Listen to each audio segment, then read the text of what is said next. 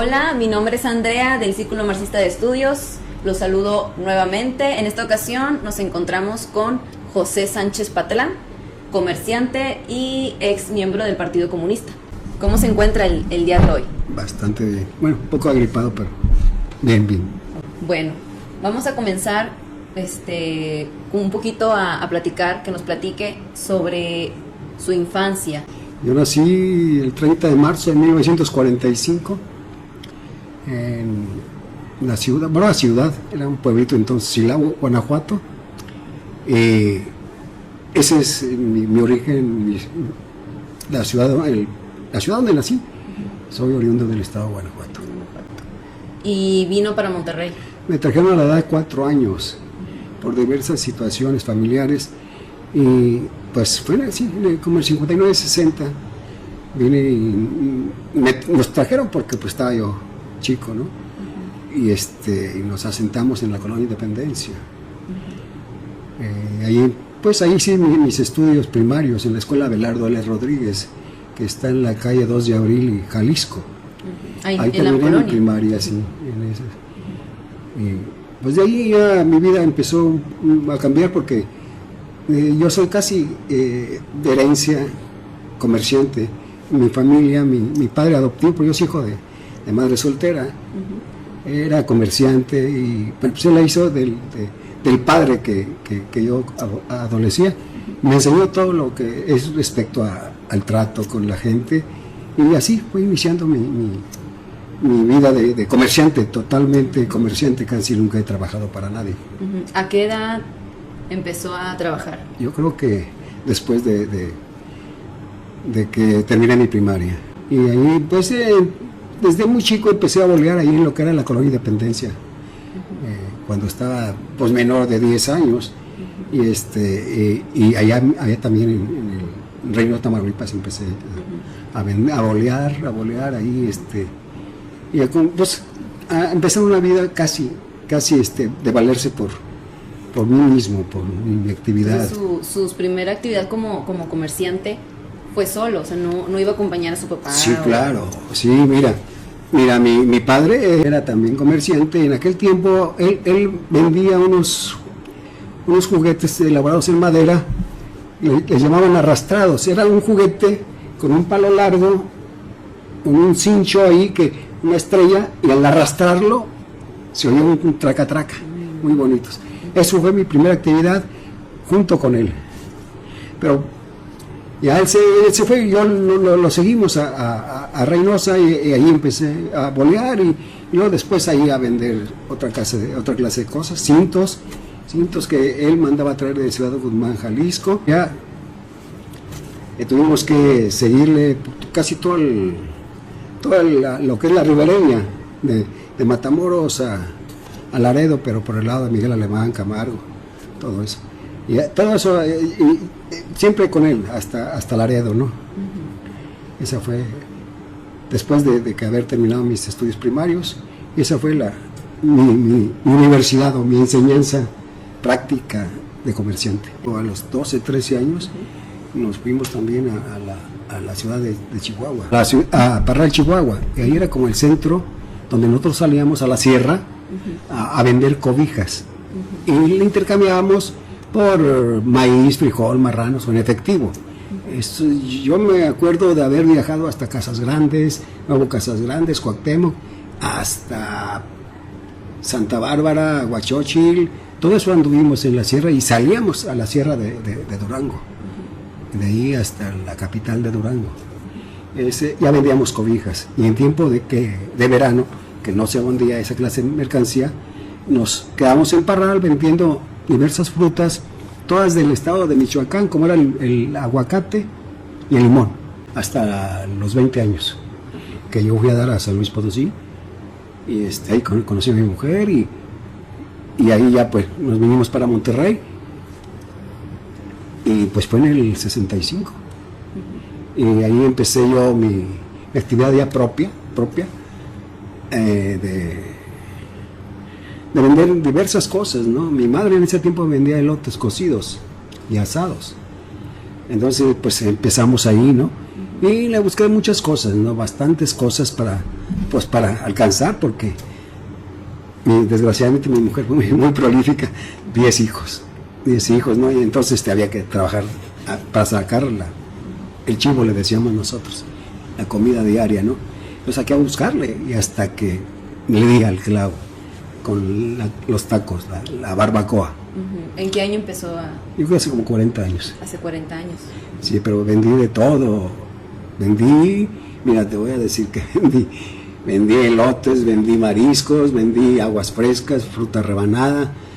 Bueno, en tiempo de Cuaresma pelábamos en la noche, previo al viernes, 8 cajas de nopales para ir a venderlas en el antiguo Mercado Juárez. Hay una rampa ahí en el Mercado Juárez, allí llegaban todas las frutas que se cosechaban aquí, y verduras aquí en cercano, ¿no? En San Nicolás, cuando había muchas labores por ahí, ¿no? Entonces ahí se vendíamos por docenas para que alguna gente en canastos se dedicaba a vender en toda el área metropolitana, y esa era también parte y según el tiempo era lo que vendíamos.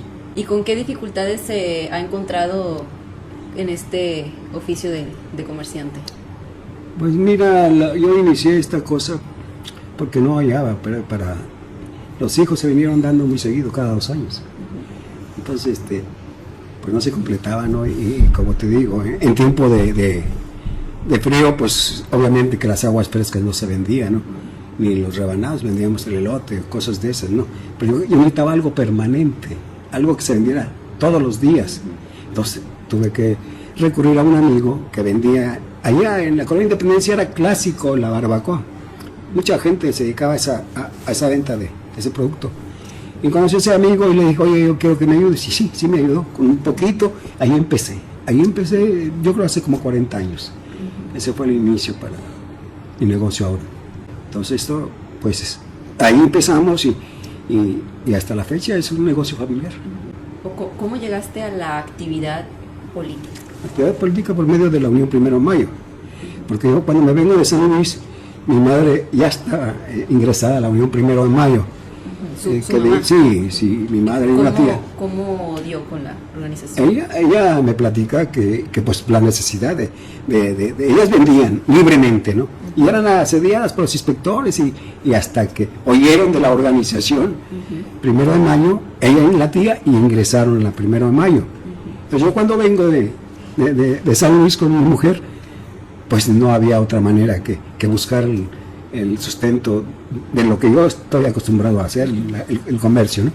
Entonces también yo ya me integré a la Primero de Mayo y pues ya un puntito de trabajo para poder vender lo que yo necesitaba y ahí empezó mi relación con una organización propiamente, la Unión Primero de Mayo. A sabiendas, decía la tía, que era una organización comunista, pero inclusive tachaba a mi madre de, tú que le sigues el juego a esa gente comunista.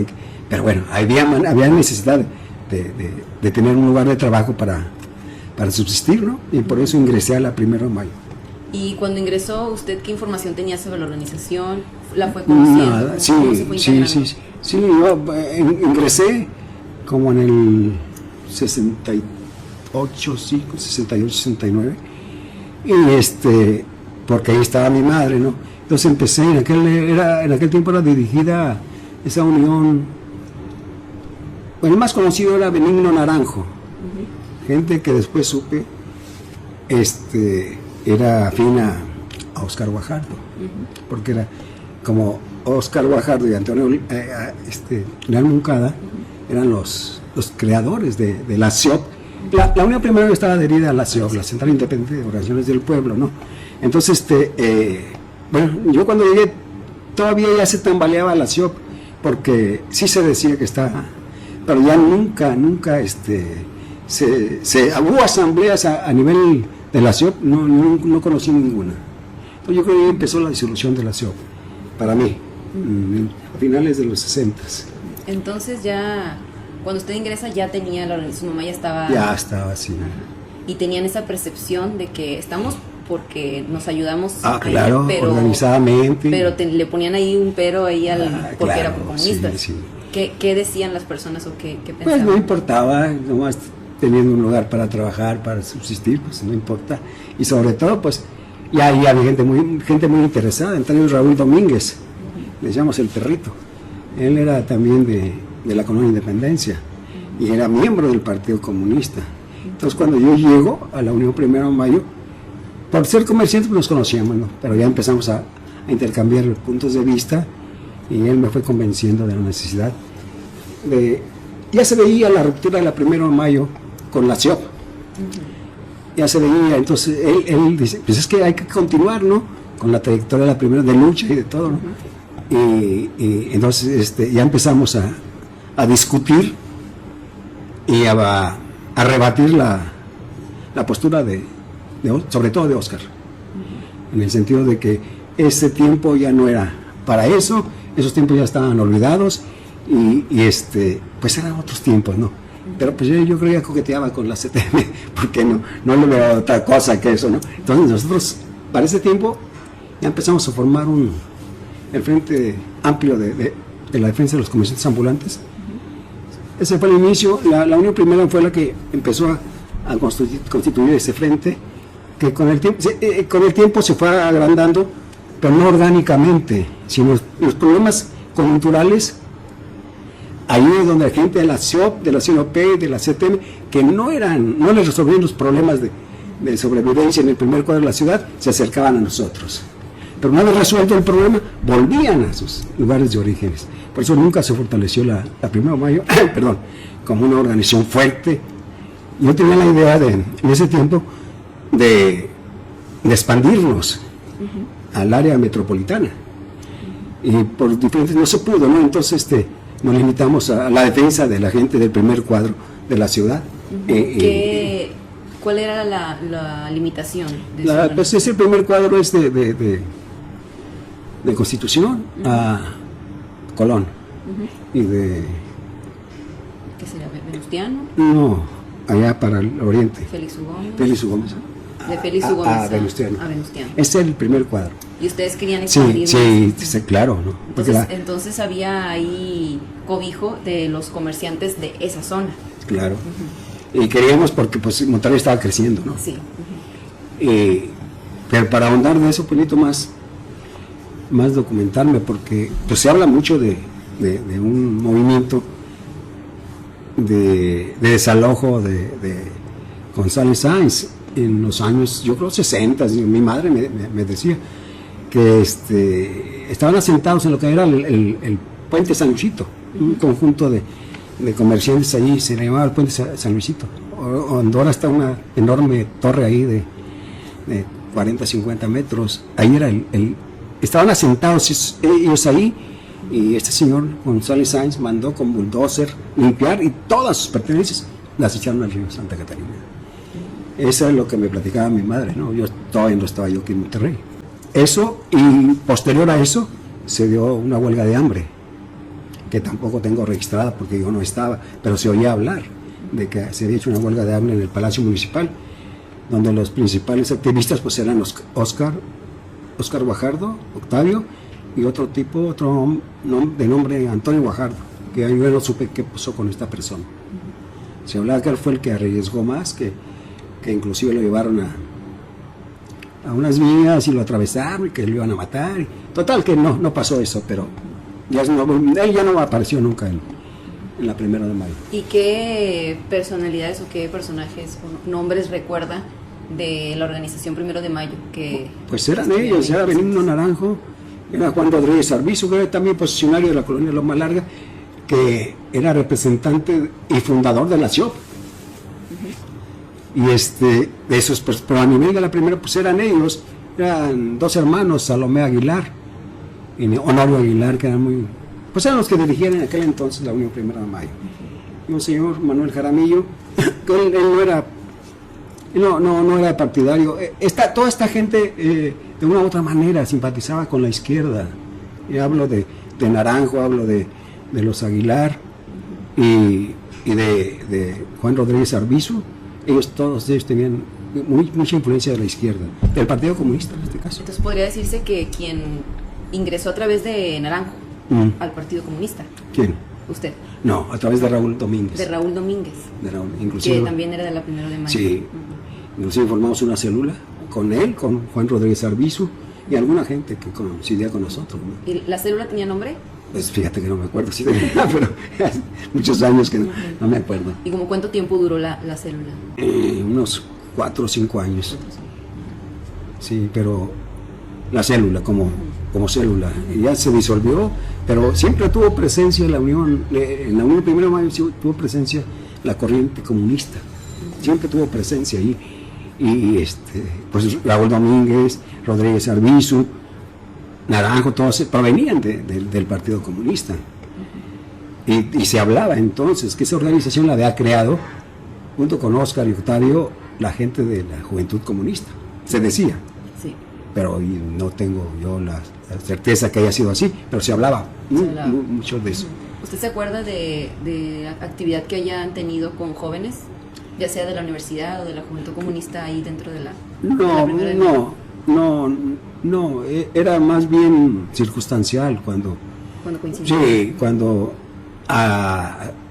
pues como todo, ¿no? Aquí el centro para protestar era la plaza Colegio Civil, ¿no? Una vez hicimos un mitin y se nos acercó varias gente entre Raúl Rubio, mal recuerdo, ¿sí? y otras gentes, ¿no? Pero nunca se dio una relación así orgánica o estrecha con los jóvenes. Nos tocó estar a Rodríguez Arbizu, a mí, en la quema de camiones. Y ahí nos quedamos toda la noche porque pues sitiaron la plaza y tuvimos que refugiarnos en el Colegio Civil hasta que amaneció y ya pudimos irnos, ¿no? Pero no era orgánicamente, no teníamos nada que ver, era simpatizantes personalmente. Se coincidía en la actividad. Sí. Y ya usted en el Partido Comunista, ¿cómo fue ya usted como perteneciente al Partido Comunista? ¿Qué diferencia hubo en su actividad política dentro de la 1 de Mayo? Pues ya la línea que nos marcaba las discusiones que teníamos entre la célula y parte de la dirección en aquel entonces era Jesús Ibarra y Timoteo Medina, lo que nos atendían a nosotros como célula. Entonces la idea era esa, ¿no? De seguir una línea independiente, totalmente independiente, cosa que se iba perdiendo con la gente de Octavio, sobre todo de Octavio, de Guajardo. Y se iba perdiendo esa línea, esa actitud de independencia, pues. Y para eso también se plantea la necesidad de hacer la asociación civil.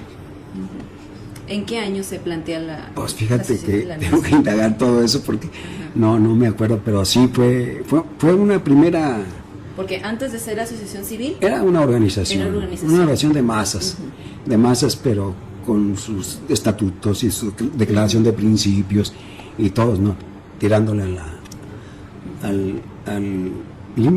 la tendencia independiente, ¿no? Ser independiente porque, pues sí, había gente de la CNUP, CTM, pero pues todos estaban, los líderes charros, los líderes que le decían, bueno, hasta aquí, yo te puedo ayudar, y por eso se creó también el Frente Amplio, porque la gente tenía la necesidad de subsistir en el primer cuadro, ¿no?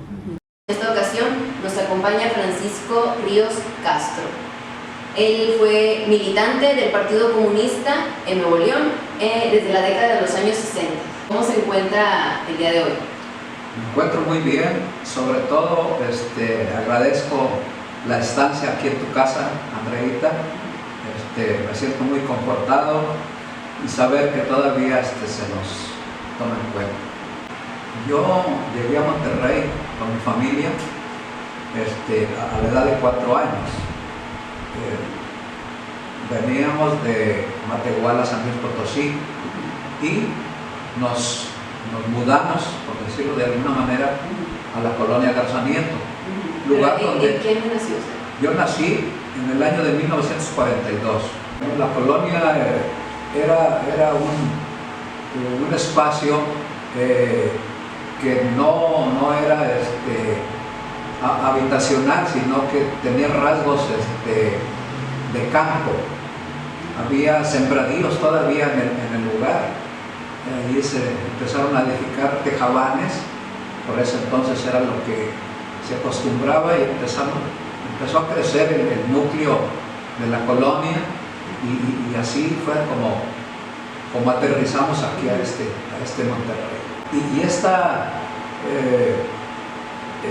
esta llegada de gentes de fuera de Monterrey, pues pienso que obedecía a la falta de trabajo que se daba en los lugares al interior del país. Mi padre, pues él, según nos platicaba allá en Matehuala, trabajó en las minas. Y llegando aquí a Monterrey, pues él se dedicaba al comercio. Él instauró inmediatamente que llegó una tienda de abarrotes, ¿verdad? Y ahí es como él sobrevivía. Y luego en las épocas en esos tiempos había mucho auge de los braceros. Había oportunidad de que se contrataran para ir a la pizca de algodón, principalmente a los Estados Unidos. Entonces él en diversas épocas estuvo fue contratado a esos lugares, ¿no? Y él en esos espacios donde él iba a Estados Unidos, yo me hacía cargo de la tiendita. Entonces, pues como mal administrador, cada que venía, pues venía a pagar deudas. Ya después de que termino la primaria, mi padre quería que siguiera yo estudiando. Inclusive me inscribió en una escuela particular, pero yo no quise. Entonces yo empecé a trabajar en la calle con la idea de ayudar a la casa, ¿no? Sí. Ya tenía yo cierta responsabilidad de que había que ayudar a la casa, ¿no? Entonces empecé a la boleada, a vender periódicos, a comerciar en la calle vendiendo fruta y otras cosas, ¿no? Iniciamos nosotros ahí nuestra vivienda pagando renta a los dueños de esos lugares que se llevan el nombre de la colonia, los Garzamientos. Y cuando llegaron, me dice que la colonia no era habitable. Entonces, ¿cómo fue creciendo, cómo se fue desarrollando?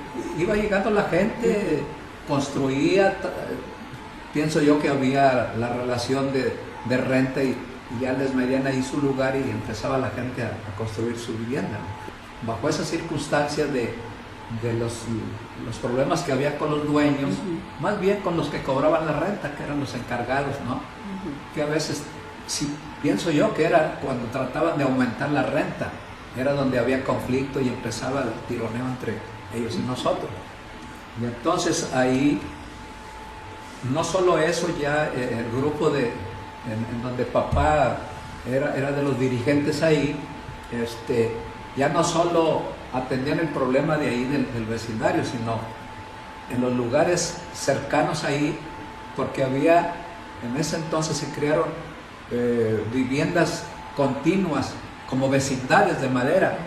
Entonces toda esa gente también tenía conflictos de inquilinato y acudían con el grupo ahí de la colonia y se empezaba a dar la relación ahí de solidaridad con ellos y pues creo que se sacaba adelante el asunto llegando a algunos convenios con las gentes que rentaban esas casas, ¿no? Y usted de joven no se involucraba mucho en esa actividad política. ¿Cómo era usted antes de involucrarse en eso?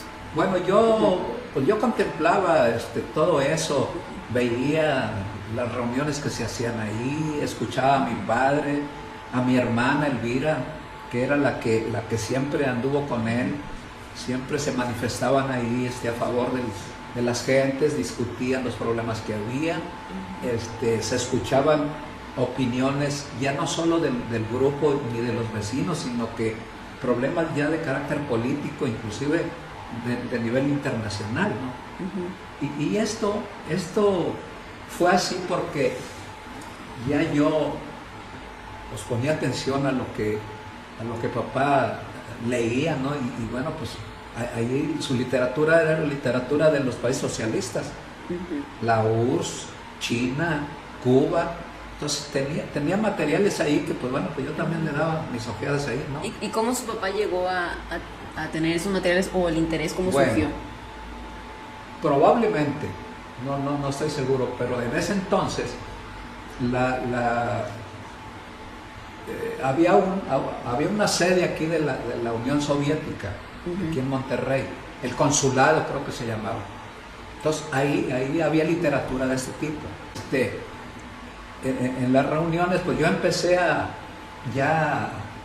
interesarme, bueno, pues qué onda, porque papá ya para ese entonces ya él tenía conocimiento yo que él ya militaba en el Partido Comunista. Él no me invitó a mí a que me afiliara al partido, ni me invitó tampoco a que yo formara parte del grupo y que luchara junto con él, sino que yo me fui involucrando poco a poco en algunas tareas que estaban a mi alcance y empecé yo a tomarle cariño al ejemplo de mi padre y de mi hermana y de otros vecinos que hacían causa común. Compañeros de barrio,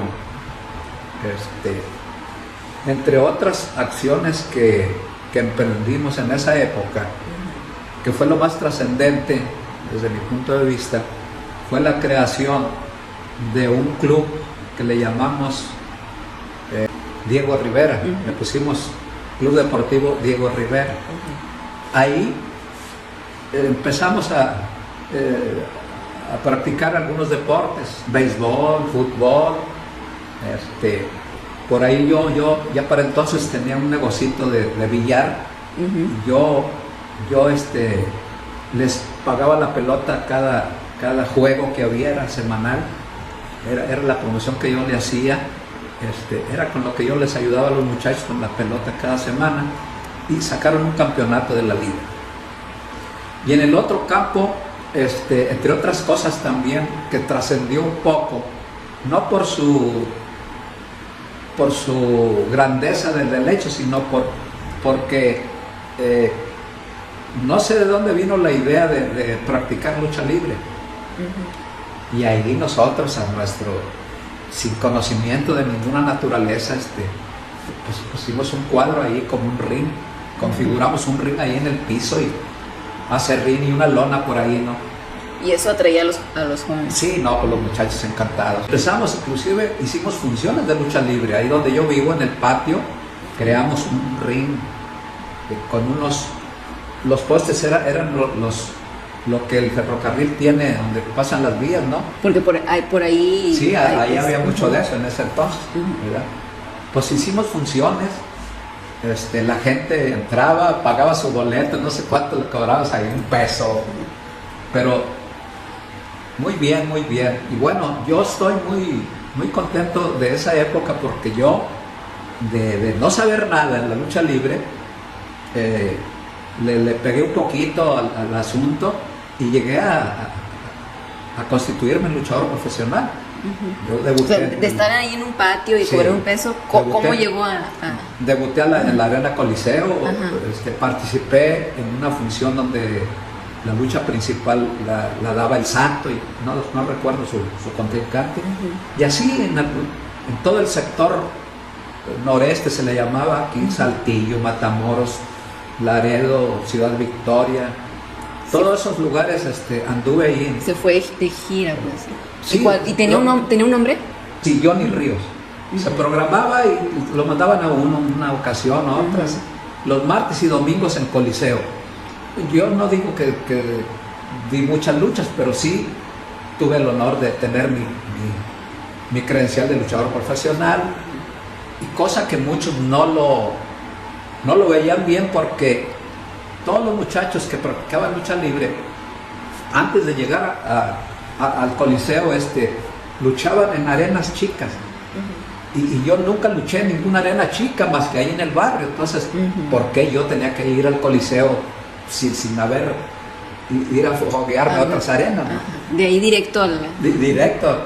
Pero eso lo hice gracias a un cuñado mío, que fue conocido del Ciclón Veloz. Era amigo de él, y me veía mi cuñado y dice, ya hablé con el señor Veloz, dice, quiere verte. Y bueno, pues órale, ¿no? Pues, un casting. Sí, no, pues empecé a entrenar ahí en el Coliseo, en el gimnasio, y pues que a pasar la prueba con Rolando Vera, no hombre, no pasé con Rolando Vera, me tronó. Y al poco tiempo otra vez, con el Gladiador, a pasar otra vez la prueba, no, pues con él sí. Ya me dijo, no, está bien, adelante. Ya a partir de ahí me programaron. Entonces ese fue un momento muy importante. Y la juventud de ahí del barrio, pues mucha raza que nunca se siguieron el rol, pero pues también se sentían bien porque pues eran luchadores, ¿no? Todos eran luchadores. Entonces esas cosas se dieron ahí en mi juventud, ¿no?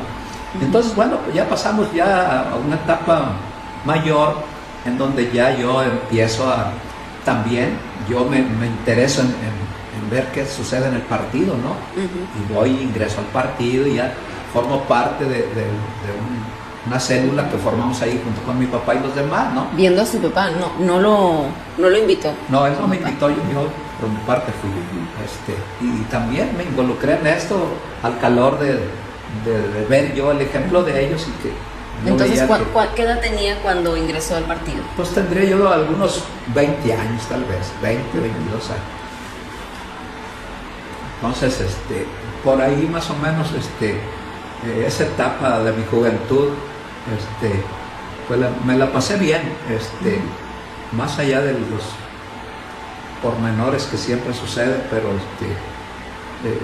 sí veíamos ahí nosotros que había mucho interés de vecinos en solidarizarse en la lucha que se emprendía, porque en muchas ocasiones ahí se detuvo lanzamientos que había de gente que por X razón los demandaban y pues en ocasiones en demandas falsas o no muy con sustento, pero valiéndose de artimañas, lanzaban a la gente a la calle. Entonces la gente ahí se empezó a organizar y a evitar el desalojo. Se evitaba, aunque hubiera policías, la gente se ponía en la puerta y no pasaba. ¿Cuál era el papel que hacía su papá? Bueno, pues organizar ahí, porque era uno de los dirigentes de ahí del lugar, era el que tenía mayor importancia jerárquica, por decirlo de alguna manera, porque él siempre, en las reuniones que se hacían del colectivo ahí del barrio, decían, oye, ¿y tu papá por qué? Ya fue a avisarle a fulano, pero ya va otra vez a avisar. Iba 2, 3 veces a avisarles que había reuniones ese día. Entonces las reuniones eran un éxito porque a la insistencia se ponían buenas las reuniones. Y ahí había reuniones que duraban hasta medianoche, ¿no? Porque se discutía lo local y lo de otros lugares. Había visitantes de otras colonias que llegaban buscando apoyo o de visita porque conocían a papá y pues se alargaban las reuniones, ¿no? Entonces no nada más fue su papá y usted los que militaban en el Partido Comunista, también. No, había otros compañeros de ahí. ¿Pero de su familia? No, de mi familia nada más él y yo. Pero mencionaba a sus hermanas que estaban también activas. Elvira, compañera que no militó en el partido, pero anduvo muy de cerca en todo esto y prácticamente era la que andaba al frente de las acciones cuando se trataba de defender a las gentes, cuando la policía o algún dueño de una casa quería hacer de la suya, ¿no? Entonces ella le salía al frente y a lo mejor por ser mujer causaba su expectación y no paraban ahí el asunto, ¿no? Entonces ella siempre fue muy aventada al lado de papá y bueno, pues yo no podía quedarme atrás, ¿verdad? Y ese fue el asunto que me llevó a mí al calor de lo que se hacía en la colonia. Empezó gente de otros lugares pues también a organizarse y a pedir apoyo por X problema, fundamentalmente la falta de servicios en los barrios. No había, en ese entonces pues, lo que se hacía y se logró en ese entonces era que en los barrios se instalaran llaves colectivas, porque no podían, como no eran dueños del terreno, no podían contratar a la Comisión de Agua y Drenaje. Entonces lo que se hacía era gestionar ante el municipio que se instalaran llaves colectivas. Y fue un fenómeno que se amplió en todo Monterrey, yo digo que en muchas partes, que a falta de ser dueños y carecer del líquido, pues se optó por las llaves colectivas. Y ya después que cambió la situación, ya se fueron haciendo contratos y ya hubo ya se formalizó se formalizó todo eso, se avanzó en ese sentido. Entonces ahí, después de eso, bueno, mucho ayudó a esa formación del núcleo ahí de Garza Nieto, un grupo de estudiantes de la preparatoria número 1, que ellos se movilizaban en un camión. Yo creo que era de la sociedad de alumnos o algo parecido, ¿no? Pero ellos venían en el camión lleno de estudiantes, ¿no? Entonces, al calor de la visita de los estudiantes, pues no solo los miembros del grupo se juntaban, sino pues la gente por ver. Yo creo que fue más o menos en 1965 por ahí, antes del 70. Entonces, a mediados de los 60. Sí. Pero ¿por qué motivo?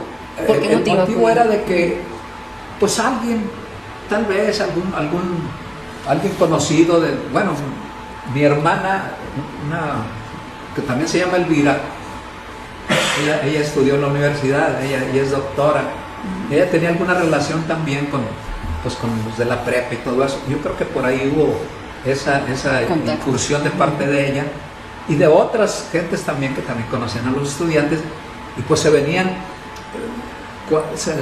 se hacían presentes cuando el grupo los llamaba porque había algún conflicto. Entonces se venía el grupo y no, pues, policías y la gente que quería accionar en contra de los niños corrían, ¿no? Y la gente, no, pues contenta con los muchachos, ¿no? Iban a apoyar. No hallaban qué hacer con los estudiantes, ¿no? Pues era un fenómeno muy importante, ¿no?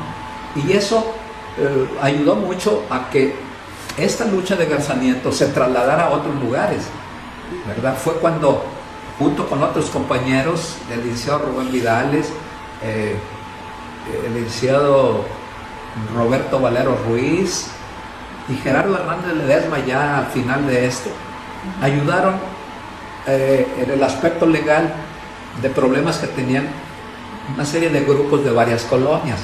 Entonces ahí creamos nosotros, no le dimos una formalidad a esa organización, creamos un membrete ahí llamado la FOPI, Federación de Organizaciones Populares Independientes.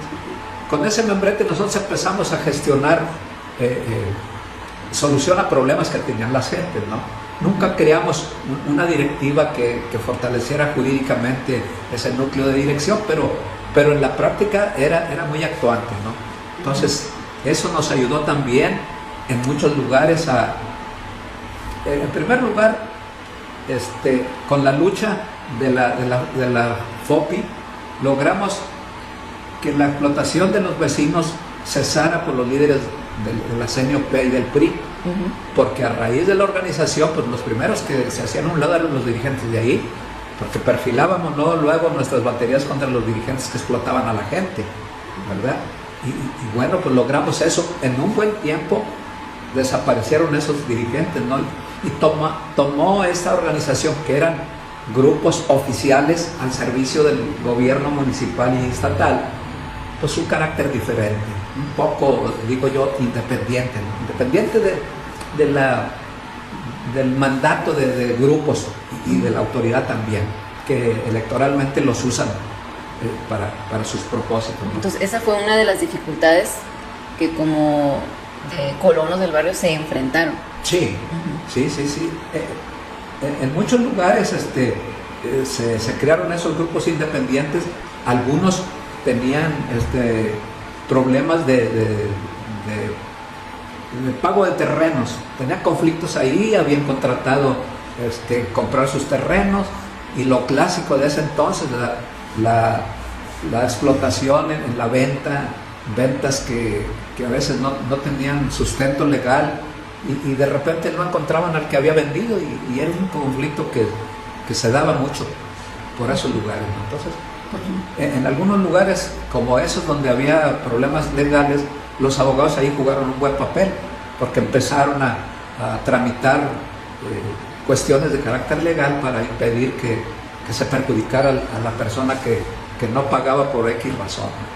Entonces todo eso causó un buen impacto en varios rumbos de la ciudad, y muchos dirigentes, hombres y mujeres, participamos en estas luchas, que para mí es algo que no debe olvidar la juventud de ahora, que esos principios de organización hoy más que nunca están presentes, y que se debe de luchar para buscar esa independencia que hoy ya a grandes rasgos estamos perdiendo, ¿verdad?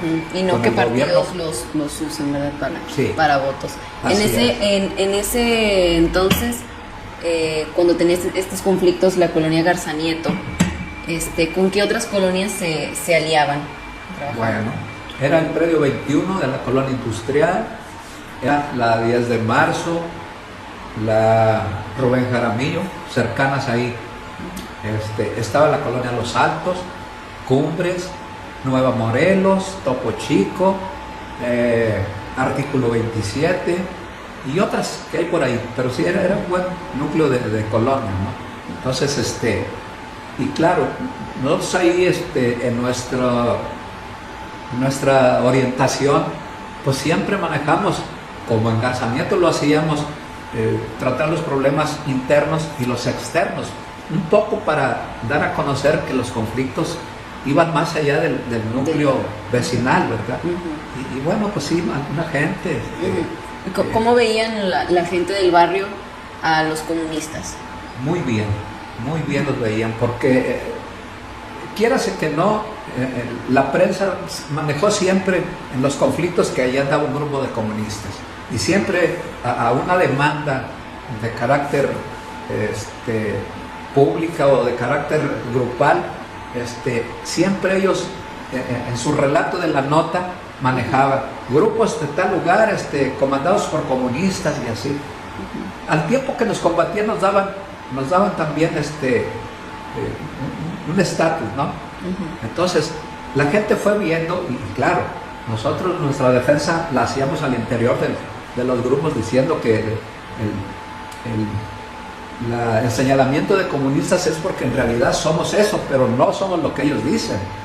El comunista no es eso que ellos dicen. Ustedes saben, si nosotros somos comunistas, ustedes saben qué es lo que defendemos. Lo que hacen. Entonces la gente sí comprendía las cosas, y claro, había oposición también, porque la gente en los barrios pues hay de todo tipo, y gente también que les cae mal, la gente que lucha en ese sentido, ¿no? Y bueno, dábamos la batalla y pues no eran pieza, porque la gente pues ya veía que no era lo que la prensa o la autoridad hablaba mal de los comunistas. ¿Hubo conflictos cuando iban los de la prepa, pues ese tipo de manifestaciones? ¿Sí llegaban a ser, cómo llegaba a ser la represión, o si había persecución? Es que cuando venía la raza de la prepa era porque había algún conflicto en donde iban a desalojar a la gente, ¿verdad? Entonces venían patrullas, el actuario, el abogado de la otra parte, y venían a desalojar. Entonces la gente que se daba cuenta que iban a hacer eso, pues nos avisaban, y les avisábamos a la raza y se venían, nomás con la presencia. Los policías nomás veían eso y se iban. Nunca hubo confrontación así de manos y de mar, ¿no? Una ocasión sí, no sé si cometí algún error yo, había un asunto ahí, había policía, había un conflicto ahí con unos vecinos también, que trataban de desalojar. Entonces había un camión alto. Entonces yo me subí en el camión y empecé a echarle a los policías, ¿no? Por suerte no pasó nada, ¿no? Sí recuerdo esa ocasión que yo creo que se exponía uno mucho, pero también no podías hacer otra cosa, ver, contemplar, pues no me subí. Ellos son los responsables de esto, ya saben, ¿no? El rollo muy peculiar que hay que hacer en ese momento. Y bueno, pues de alguna manera, con todo y el temor, que pues claro, se tiene temor, pero la circunstancia es para que actúes, si no tiene sentido.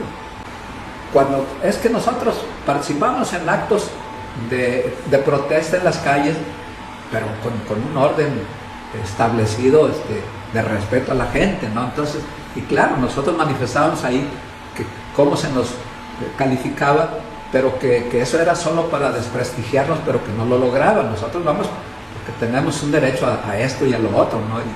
Y no había, en ocasiones dábamos nuestra opinión a los medios de comunicación y salía la réplica, ¿verdad? De que somos esto y esto y esto. No decimos que no somos comunistas, ¿verdad? Mejor uno comete fallas, que seguramente, pero es que no puedes permanecer al margen de los hechos sin actuar en forma rígida, ¿no? Y eso pues me costó en varias ocasiones detención, estuve preso, pero bueno, tuve la suerte de que en ese tiempo de que estuve detenido, y agradezco mucho a algunos grupos de estos que les hablaba yo de la federación, que me llevaban dinero que ellos colectaban en sus reuniones, y pues con eso ya tenía yo mi esposa, ya tenía 1 o 2 hijos, y pues con eso me la pasaba bien. Y por eso yo sostengo de que toda cuestión de lucha y de sacrificio tiene sus respuestas del Estado, sus consecuencias, ¿no? Pero que en cierto momento uno lo da por hecho. Bueno, ya estás ahí, ¿qué haces? Que lo tiene que hacer. Sí, enfrentar y no decir, pues ya, ahí muere, no. Yo creo que sales más duro porque agarras conciencia y tienes que cuidándote a lo mejor un poquito más, porque pues, vas madurando.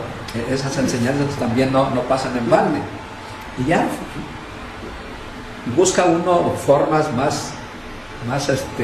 menos riesgosas y que sean más útiles para efectivas. la gente. Sí, efectivas. ¿Y quiénes eran sus referentes políticos y de lucha? Tanto de su papá, que fue quien ingresó primero al Partido Comunista, y luego quiénes eran los Bueno, pues los referentes, los dirigentes del partido, pues en una de esas épocas pues era Óscar Guajardo y Octavio Leal Moncada, eran los dirigentes estatales, ¿no? Y otros cuadros medios que había también por ahí que siempre estuvieron atentos a la lucha y prestaron su atención y bueno, jugaron un papel importante en la localidad, tenían tamaños políticos para hacerlo y eran buenos dirigentes. Mi padre en ese entonces, cuando él tenía reuniones, yo también participaba en el partido, cuando Octavio y Óscar eran los dirigentes, mi padre ya manejaba ese concepto de mandar obedeciendo, a su manera, con su sencillez, sin esas palabras de hay que mandar obedeciendo, pero era el mismo contenido. ¿Por qué digo yo esto? Porque su crítica era en buen sentido, porque él fue muy sencillo, pero muy respetuoso con los dirigentes, con todos, ¿no?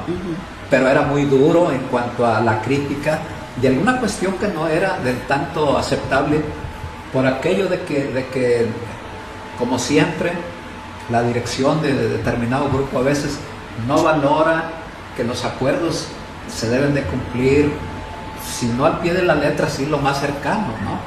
Entonces, mi padre fue muy crítico en ese sentido, por eso yo digo que ya él manejaba ese concepto de mandar obedeciendo, ¿no? Y Óscar y Octavio, como dirigentes principales y otros cuadros medios, pues no, estaban de acuerdo en lo que decía papá, no lo denostaban ni mucho menos, ¿no? Y lo apreciaban mucho, y él, por eso yo digo, sus enseñanzas a mí me tocaron muy fuerte. Previamente habíamos hecho una entrevista individual a los compañeros, en esta ocasión pues va a ser en conjunto, para que nos hablen más a profundidad sobre lo que fue la CIOP y pues, la organización del movimiento en las colonias en Monterrey. Pues mi participación en diversas colonias de la localidad estuvieron acompañadas de un clima de necesidades de la población, sus carencias de servicios y su falta de economía, poco trabajo y demás. Entonces la relación que tuve con algunos sectores del movimiento popular pues estaban ligadas a las mismas carencias que teníamos en donde yo vivía o vivo actualmente, en la colonia Garza Nieto. Esa fue el detonante para que los movimientos en la localidad, no solo del sector popular, sino de otros sectores, obreros, algunos lugares en las periferias de la ciudad se conjuntaban y bueno, la CIOP como tal arropaba las demandas de diversos sectores y bueno, la dirección de esta central popular obrera, porque había también sectores obreros, pues ya esa era exclusividad de los grupos dirigentes, que ellos tenían su dinámica propia. Nosotros, en mi caso, pues tenían nada más la relación de que cuando ellos o nosotros en los barrios necesitábamos de un apoyo, pues comunicábamos a ellos y hacíamos algunas movilizaciones en donde ellos hacían acto de presencia. Digamos, perdóname compadre, digamos que tú, cuando dices nosotros, nosotros, te refieres a que ustedes eran activistas.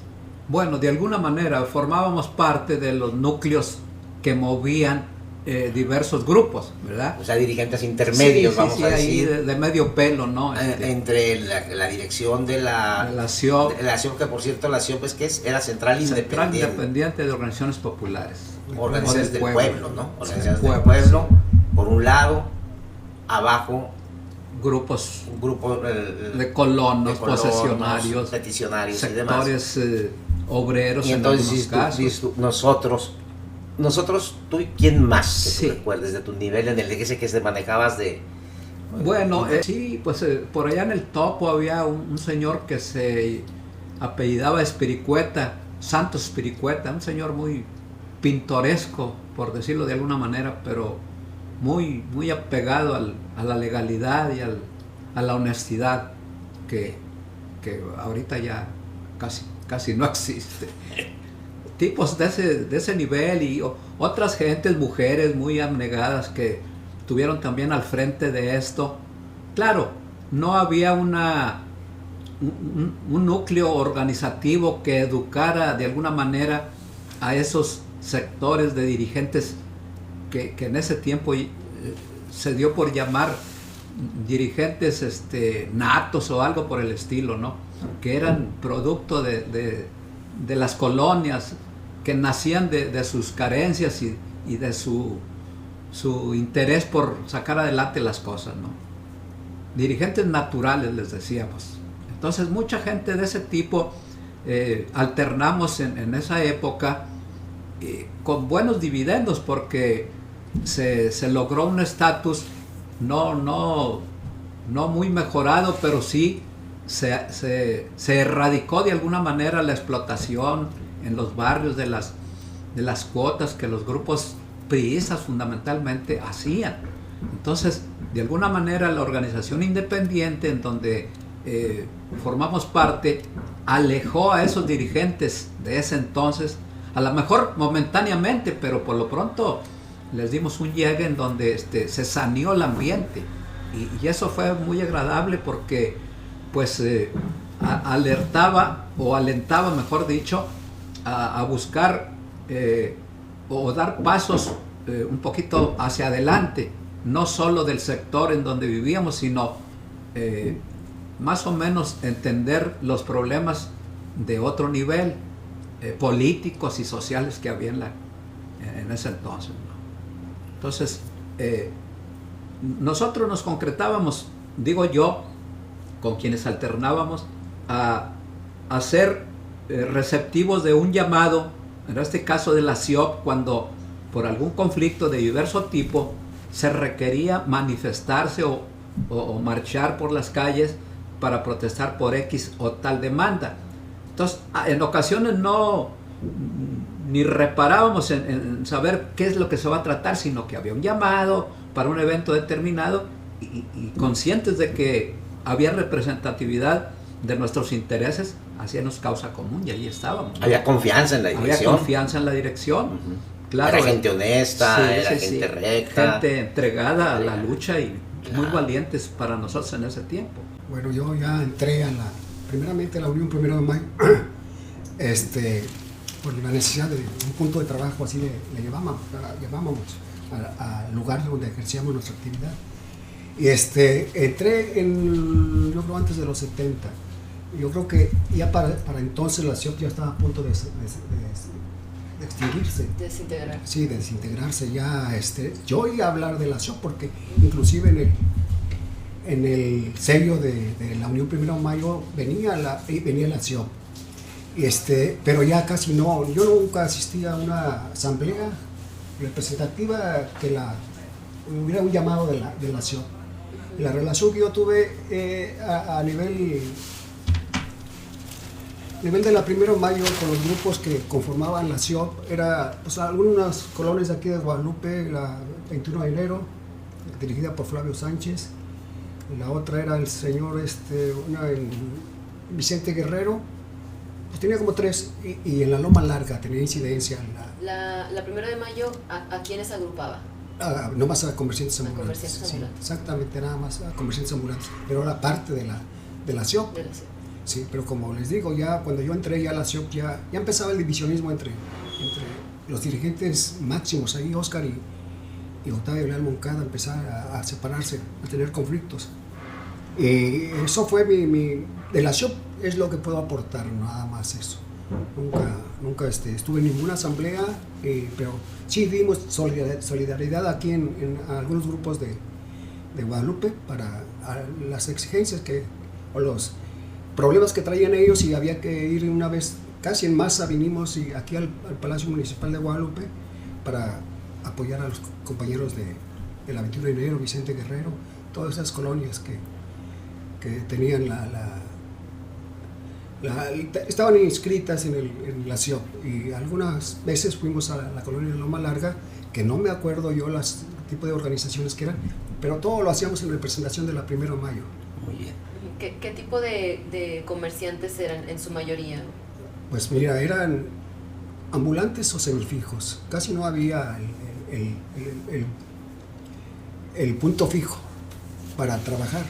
Se ejercía el comercio ambulante y la cuota que cobraban iba a un inspector, yo creo que de piso, se le conocía antes, horas de comercio, y te daba un boletito pagado, y con eso no había un permiso como ahora que te lo dan mensual y pues hay que pagarlo, ya que antes así se pagaba, ¿no? Y pues la situación cambió ya cuando empezaron a darse los movimientos para tener un permiso ya oficial por parte de las autoridades municipales. Y previo a que se formara la 1 de mayo como organización, o que se comenzara la organización entre los comerciantes, ¿qué vivían los comerciantes? ¿Qué tipo de dificultades se enfrentaban? Pues lo que te acabo de mencionar, ¿no? El problema no era organizativo, era personal. Tú te ponías y iba el inspector, te daba un boletito pues, de pagado, ya ejercías tu actividad, pero como se fueron agrupando, sobre todo en las centrales del PRI, pues empezaron a organizarse. Y una alternativa que surgió, yo creo que de parte de los compañeros del PCM, fue de organizar el comercio ambulante, y ahí nace la Unión 1 de mayo, por la necesidad también de ser independientes de toda organización oficial, y eso pues tuvo sus momentos muy álgidos, o más bien muy calientes, porque se hizo una huelga de hambre que yo no participé porque no estaba aquí, pero fue en los años 60 o 65 por ahí. Y después, ya cuando yo ya ingreso a la 1 de mayo, me afilio al Partido Comunista por conducto de Raúl Domínguez, un compañero vendedor también. Empiezo mi actividad política al interior de la 1 de mayo, y me voy enseñando pues primeramente a conocer lo que era el problema del comerciante ambulante, y después a la defensa, a la defensa pues de los intereses de la organización. Y ahí empecé mi idea por saber más de por qué esta situación del comercio ambulante.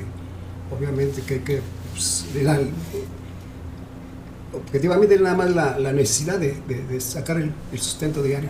Sí, digamos que es el proceso que se sigue yo creo que así como los comerciantes, los obreros, los campesinos, los estudiantes, todo el mundo en aquellos años, de correr una experiencia de vida, vamos a decir, una experiencia de vida en donde te surgen las preguntas, bueno, y esta injusticia, por ejemplo, ¿por qué? A ver, ¿por qué con nosotros así? ¿Y por qué con el comercio fijo, establecido, manteles largos? Uh-huh. Y a nosotros hasta garrotazo. Hablabas de una huelga de hambre, yo quiero suponer que era una respuesta a las agresiones muy de la época, ¿verdad? En contra del ambulantaje, vamos a llamarlo de esa manera, ¿no? De los comerciantes ambulantes, que es llegar, como todavía lo hemos visto en Ciudad de México, sobre todo recientemente yo vi una noticia de cómo llega la policía y menos mal que ahora es de izquierda, que chinga si fuera de derecha, ¿no? Como el trato que se le da, ¿no? Porque finalmente la rapacidad del comerciante aburguesado es tan grande que no admite ni siquiera este derecho al pataleo, pues, del comerciante ambulante, ¿no? Ya no digamos del pequeño comerciante, un comerciante ambulante que está incluso pues más abajo de lo que es el pequeño comercio, ¿no? Claro que sí. ¿Verdad? Yo creo que una de las situaciones para que la gente pensó en organizarse fue el desalojo, lo que era entonces el mercado San Luisito, un área de vendimia y de todo. Entonces pues llegaban los inspectores, y les contaba la vez pasada de que en la primera administración de Leopoldo González Sáenz barrió literalmente con todo el comercio que estaba ahí, y todos sus enseres fueron a parar al río, ¿no? Entonces yo creo que de ahí nació la idea de organizarse, y crecieron a la sombra del PRI, de la CNOP, de la CROC, de la CTM, y como una alternativa surgió la 1 de mayo. Ok. Sí, nos decía... Con otra línea de trabajo, de la protesta, porque pues ahí los líderes, si decían, se van a quitar los... No había la defensa, pues, de los puntos de trabajo, y en cambio la 1 de mayo sí. Sí, porque la CNOP formaba parte de, como la CTM, los que acabas de mencionar, de ese carácter corporativo del Estado mexicano, ¿no? Que controla corporativamente, en este caso, a las masas populares, ¿no? Y nos decía Oscar en alguna de las entrevistas que se llamaba esto Central Independiente, precisamente porque se trataba de ser independiente del gobierno, es decir, de los independientes, no estar en los controles del gobierno, porque ahí pues viene la mediatización de los líderes que pues se llevan su tajada con tal de que mantengan a la gente tranquila, ¿no? Entonces, en el caso de ustedes, cuando tú dices estamos aprendiendo algo más, empezaste a aprender más ya cuando entras al partido y más, justamente.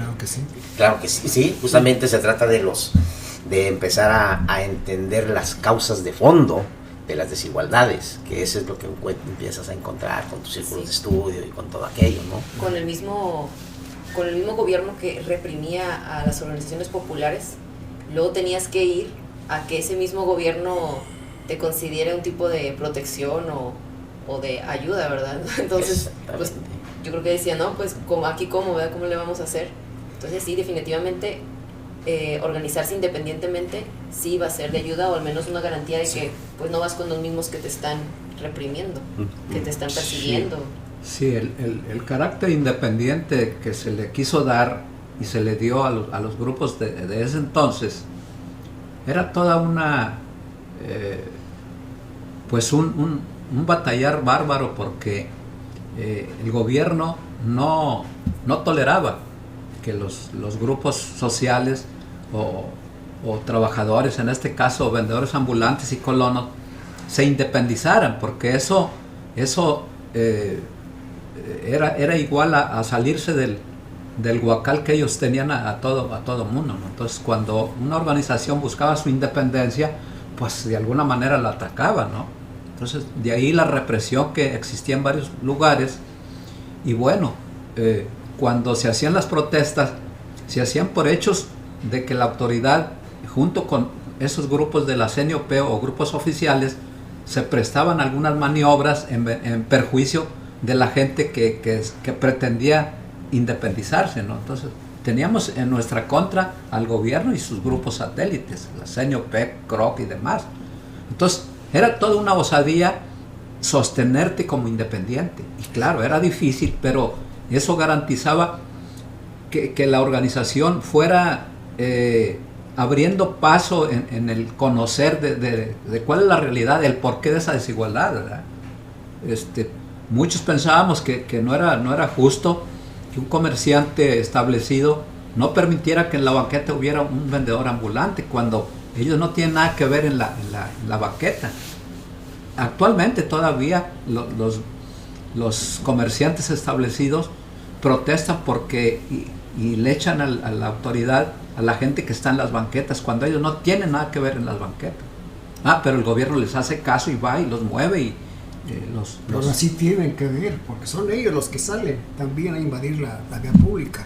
Pues son sí, ellos también. en una también forma desigual ellos están establecidos y todavía para evitar que otro conciudadano viva en el comercio ambulante, ellos ese espacio que ocupan otras gentes, ellos lo ocupan con una voracidad tremenda. Sí, o sea, es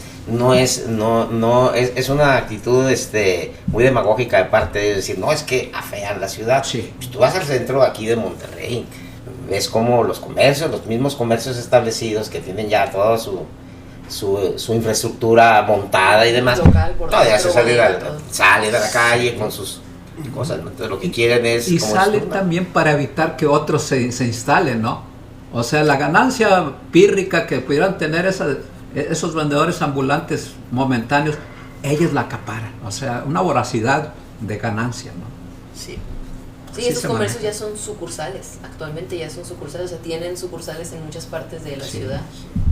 Y siempre ha sido un tema muy controversial, tanto en Monterrey principalmente y Ciudad de México, que se ve feo, que la tipografía, que los mueven o que los colocan en espacios. Hay un espacio aquí que es ex cine, ¿cómo se llama?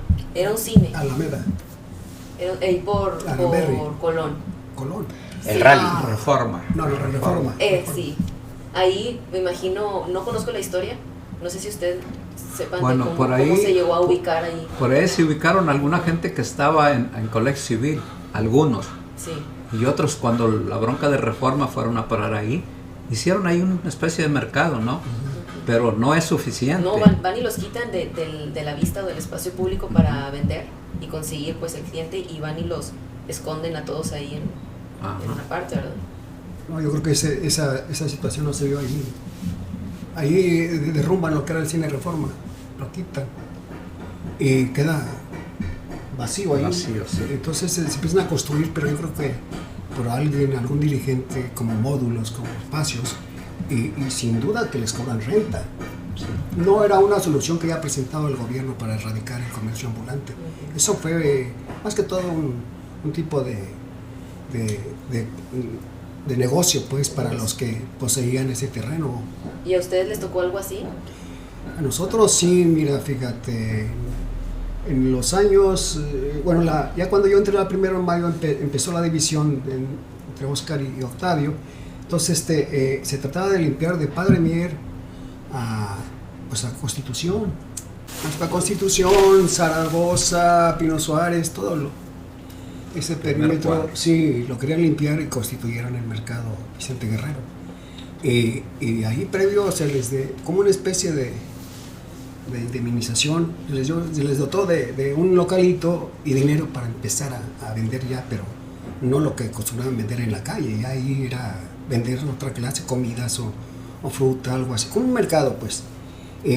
No funcionó, ¿no? Entonces la gente tuvo que salir otra vez a ocupar sus lugares, y es ahí donde pues la opción era irse a las organizaciones oficiales o irse a la 1 de mayo.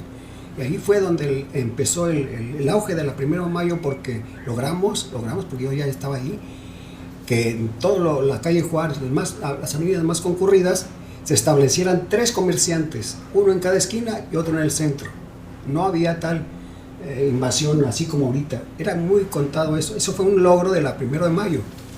Y pero pues no se iban a quedar atrás las organizaciones oficiales. Claro, pues ahí eran parte de sus ingresos económicos y pues también presionaron para ocupar, y se fue llenando, ¿no? Se fue dando los permisos indiscriminadamente y pues así fue el inicio de que tomó la 1 de mayo, bueno, con lo de la huelga, con esa situación de Padre Mier, y quedó libre todo Juárez. Es cuando ahí sí se organizó y empezaron a dar los permisos ya oficiales, que también reza ahí que en el momento que quiera la autoridad no te lo dan, te lo quitan.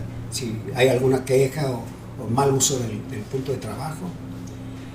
Eso fue en un inicio lo que yo creo que fortaleció la 1 de mayo. Y después tuvo otra participación muy seria. Nosotros a nivel de la 1 de mayo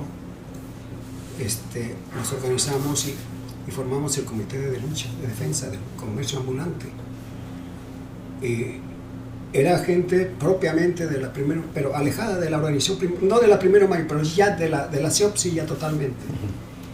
Era la Unión 1 de mayo con la idea de agrupar a todos los comerciantes que estaban en las centrales obreras. Y dio resultado, porque logramos aglutinar como 10, 11 organizaciones en el frente de defensa. Nada más que una vez arreglado el asunto, se dispersó, porque no tuvimos la capacidad de mantener la organización, y se dispersó.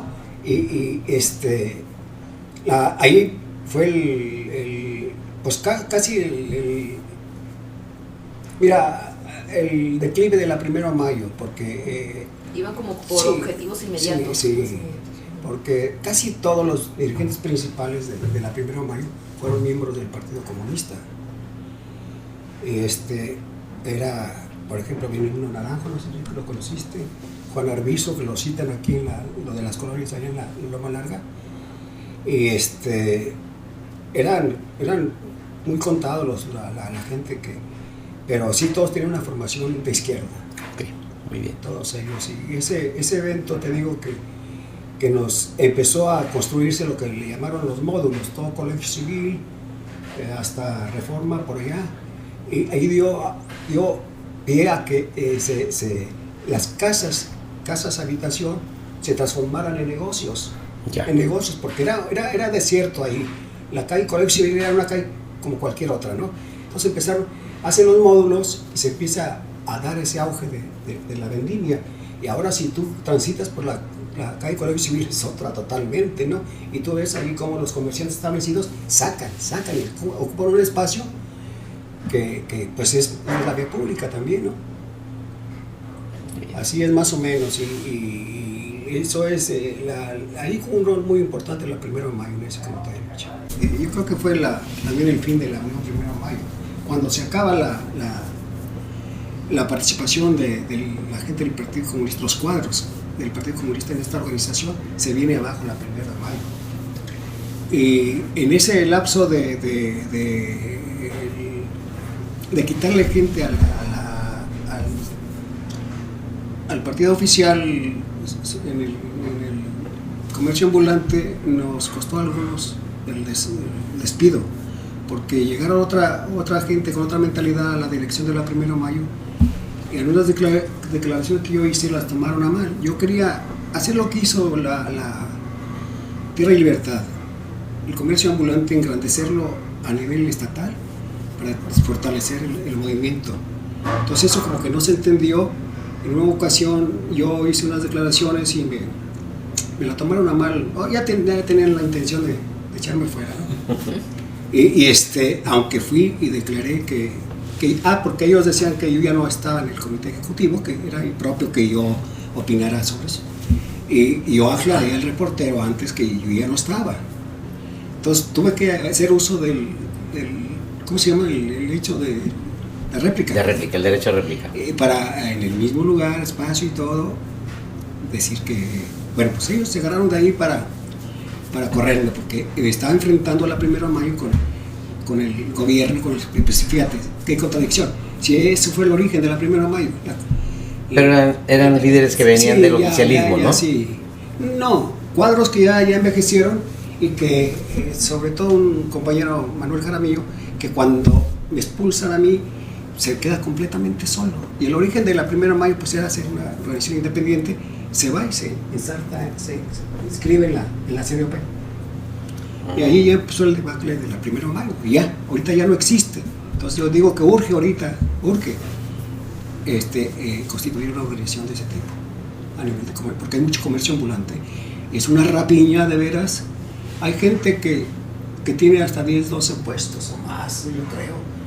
Y ellos son los que acaparan, los ganones, ¿no? ¿Puestos de, a qué se refiere? Sí, sobre todo de ropa, que antes estaba vedado. El comercio ambulante era muy típico. El dulcero, el que vendía paletas, sí, el que vendía frutas. Y ahora no. Ahora se van por la línea de la ropa. Hay mucha ropa que se vende en las calles. Yo creo que antes no por la competencia desleal que se quejaban el comercio organizado, ahora no lo dicen porque también ellos sacan su mercancía, ¿no? Pero pues sí, son monopolios, yo creo, ahí de gente que está bien con el municipio en este caso para tener bastantes. Pues sí se nota eso, ¿no? Antes yo creo que a lo mejor sí me tocó a mí de niña ver puestos y cada uno tenía cosas diferentes, ¿verdad? Y atención como que más personalizada dependiendo del puesto. Sí. Y ahora pasas y es lo mismo en todos los puestos. Sí, o sea, el mismo producto. Sí, el mismo producto. Ya sea objetos de plástico, juguetes, cosas así, o como ropa. Parece como que si fuera una tienda completa. Sí, es cierto. Y la llegada de gente de otros estados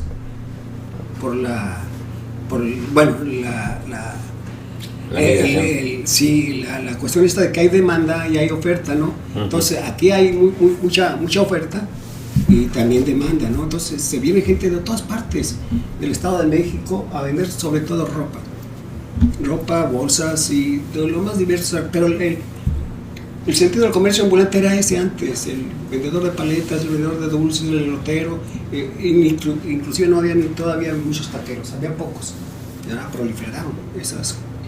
Y yo digo que sí urge ahorita una organización de ese tipo. Hemos hablado del comercio ambulante en el centro de la gran ciudad, vamos a decir, en el centro de Monterrey en este caso, particularmente. Hay otro comercio ambulante que es el de los llamados mercados sobre ruedas, etcétera, ¿no? Pero esos surgieron ya después, ¿no? Sí, después, sí. O sea, en aquel entonces no existían los mercados ambulantes. Ya empezaban a proliferar en toda la área metropolitana. Pero no al nivel que tienen ahora. No, al nivel que tienen ahora, y volvió a organizarse. Todos están en torno del PRI, todos esos mercados rodantes. Y ahí está el auge que tiene y la fuerza física que tiene Tierra Libertad en base a los vendedores. Porque ya no tiene gente. Tierra Libertad ya no tiene gente. Pues yo creo que se les agotó ya algunos, yo creo, adquirieron sus escrituras y pues ya, no, acabamos ya. Pero las mantienen, todavía las mantienen, por eso Beto no hace para regularizarla, ¿verdad? Para regularizar los terrenos, el Frente Popular no hace eso porque sabe que va a perder la gente. Si los legaliza, pues ya la gente ya no tiene que ir. Y pues es lo que más moviliza aquí es Beto, es los posicionarios y los vendedores ambulantes. Y tú, Panchito, ¿cómo ves la situación actual en las colonias, pero principalmente en la colonia que vives, en la Garza Nieto? ¿Cómo terminó, cómo se desarrolló finalmente la colonia y cómo se encuentra a diferencia desde que estaba la CIOP hasta ahora? ¿Si hubo cambios o hubo retrocesos o todavía hay cosas que se tienen que trabajar y son urgentes para la colonia? ¿Qué necesidades tiene actualmente? Bueno, en comparación a la época en que se inició la construcción o la población de la colonia, claro que hay cambios muy sustanciales, pero en la actualidad yo creo que se requiere una nueva atención a los problemas que se tienen. Si bien es cierto que existen los servicios más indispensables, falta que en la colonia, no solo en Garza Nieto, sino en muchas colonias populares, falta atención de las autoridades en cuanto al alumbrado, a la seguridad y otras necesidades que tienen para que en efecto exista un cambio de forma de vida, ¿no? Yo creo que aquí sí se requiere que haya un nuevo intento organizativo para lograr la estabilidad de estos barrios y su transformación más en forma, ¿verdad? Hoy, si bien es cierto que sí se mantienen en un cierto nivel de convivencia, falta darles una manita de gato en lo general. Y es que es un mantenimiento constante, Sí. son cosas que requieren mantenimiento Sí. Entonces, constante. aquí, tanto los habitantes de las colonias como la autoridad aquí tienen un gran problema y una responsabilidad compartida, ¿verdad? Que se tiene que luchar por hacer esfuerzos mancomunados, y en el caso de los vecinos, los colonos, los habitantes de las colonias, pues exigir a la autoridad, y esa exigencia no se va a lograr si no se organiza la gente.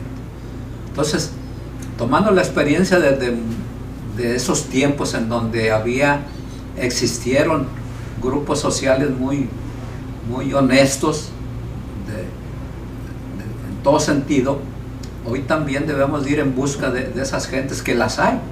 Ahí está gente que no está maleada, que no vive de eso, y crear una nueva organización para fortalecer lo que hoy esos grupos que lucharon mucho para sostenerse hoy, en realidad se ve un cambio satisfactorio para las familias, ¿no? Entonces, esto con la experiencia vivida puede ser un principio para empezar una nueva lucha,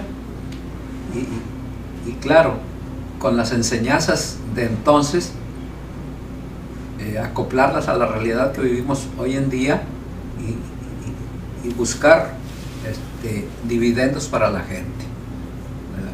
Yo creo que sí es factible hacerlo, y bueno, pues todavía nos quedan pocas fuerzas físicas, pero estamos en disposición de todavía contribuir en eso. Parece que ya es la única opción, parece que es la opción más viable, organizarse, más que Sí. esperar Sí, alguna respuesta de autoridades. No vemos, la autoridad se mueve en momentos que a ellos les conviene, momentos electorales,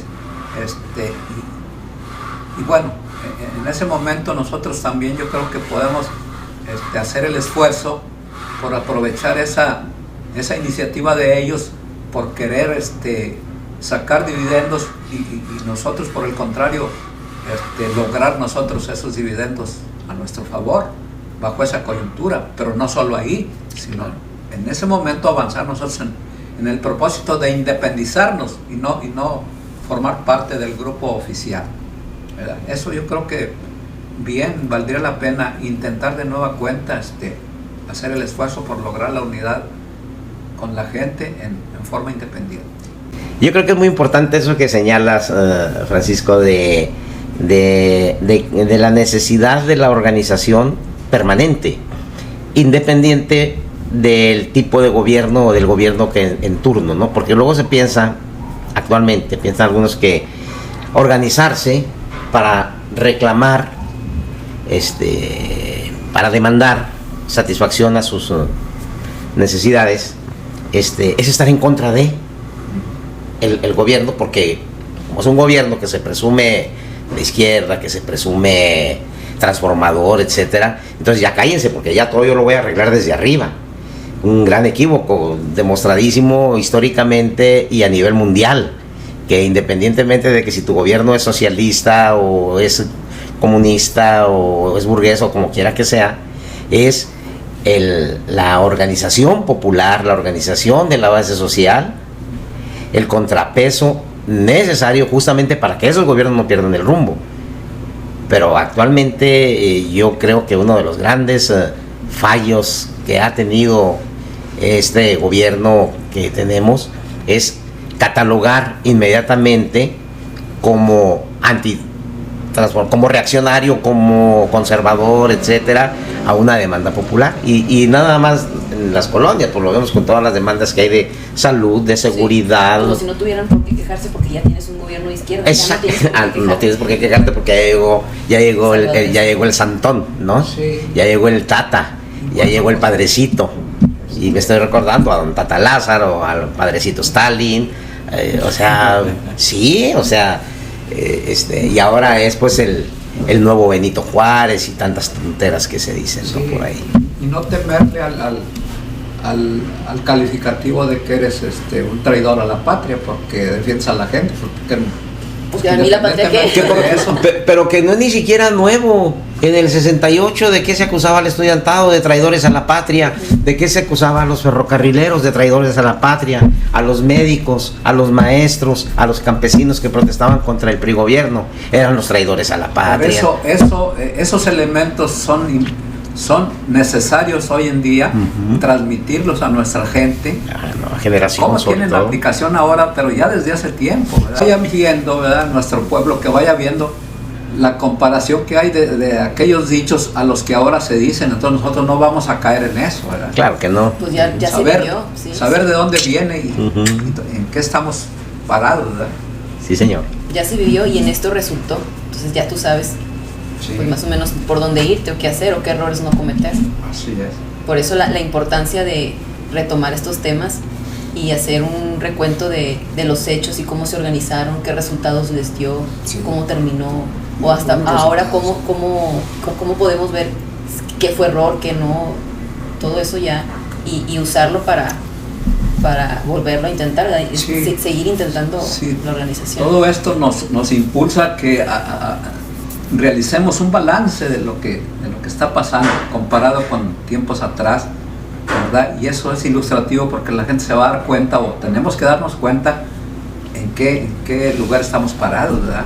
¿Cuál debe de ser nuestra actitud como sociedad, ¿verdad? Yo creo que esto no podemos permitir ya seguir con esa paz, esa calma chicha. Sí, esta calma que a nadie beneficia. Que no nos favorece. Bueno, beneficia a unos, ¿verdad? Pero a nosotros no. Los ganones están muy bien, ¿verdad? Pero ¿En qué posición nos encontramos nosotros frente al sistema? O económicamente, ¿qué posición estamos? ¿Qué nos toca hacer y cómo podemos pues, recuperar los derechos, ¿verdad? Tanto de los estudiantes, los trabajadores, las infancias, las mujeres, de las colonias populares, de todo. Creo que sí. Pues esperemos que este llamado no sea solo eso, sino que lo materialicemos. No, pues yo es poco lo que tengo que decir. Yo creo que sí conviene a nivel, no sé si crear alguna organización como lo creó en aquellos años la gente del Partido Comunista, que estamos hablando de nación, algo parecido, ¿no? Para también aglutinar gente y pues impulsar un movimiento totalmente independiente de cualquier gobierno. Hace falta una organización a nivel nacional que esté reclamando los derechos primarios o de la gente fregada, la gente jodida. Y eso creo que en el sector del que nosotros lo vimos, el sector popular, se hizo un intento cuando se trató de constituir la FENAP en la Ciudad de México. Ahí participó la Primera de Mayo. La FENAP era el Frente Nacional de Acción Popular, el FENAP. Pero no dio resultados, no se aglutinó gente y nomás quedó en el intento. Yo creo que sí hay necesidad de una organización de tipo popular que abarque los sectores tanto de vendedores, de posicionarios, de colonos, pues sí hace falta algo parecido para impulsar un movimiento totalmente independiente.